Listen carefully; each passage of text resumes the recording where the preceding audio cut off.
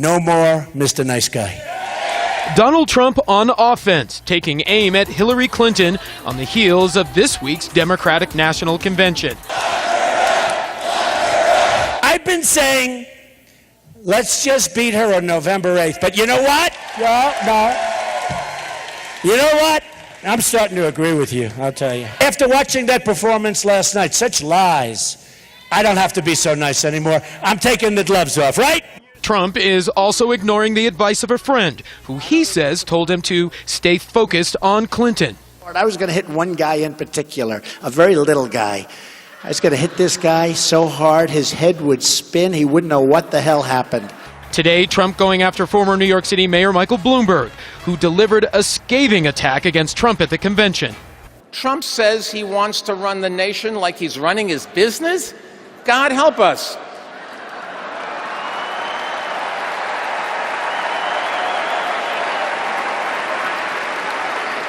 I'm a New Yorker, and I know a con when I see one.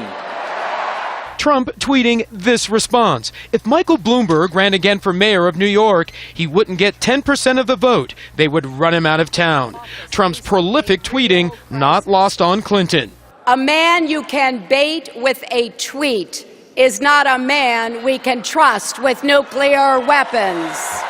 Trump firing back. If somebody tweets, I do what I do. Who cares? I'll tell you, I think I have the best temperament, or certainly one of the best temperaments, of anybody that's ever run for the office of president, ever. Because I have a winning temperament. The GOP nominee, as he has done so many times in the past, calling Clinton several names on Twitter. All this while his running mate, Indiana Governor Mike Pence, took issue with name-calling after the president referred to Trump as a homegrown demagogue during his speech Wednesday night.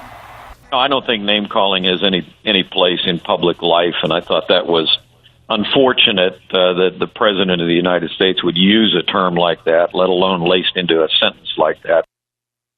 Jason Carroll joins us now from Colorado Springs. So, Jason, I mean, it seems as if Donald Trump was affected by the criticisms lobbied at him this week. I mean, his biggest comeback to Michael Bloomberg was calling him little.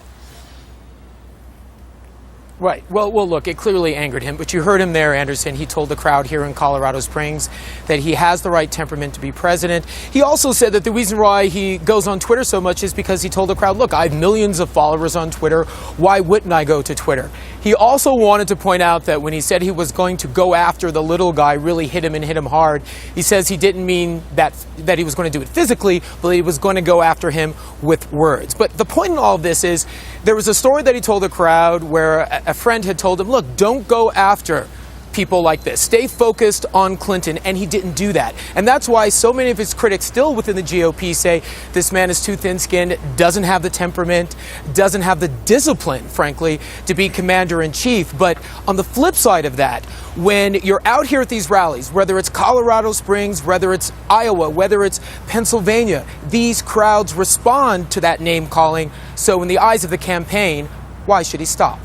Anderson. All right, Jason Carroll, thanks very much. Let's bring in the panel now. BET News host Mark Lamont Hill, 2008 Clinton senior campaign advisor Maria Cardona, New York Times presidential campaign correspondent Maggie Haberman. She's also a CNN political analyst, also GOP consultant and Sirius XM radio host Margaret Hoover, Trump supporter Scotty Nell Hughes, and Trump surrogate John J.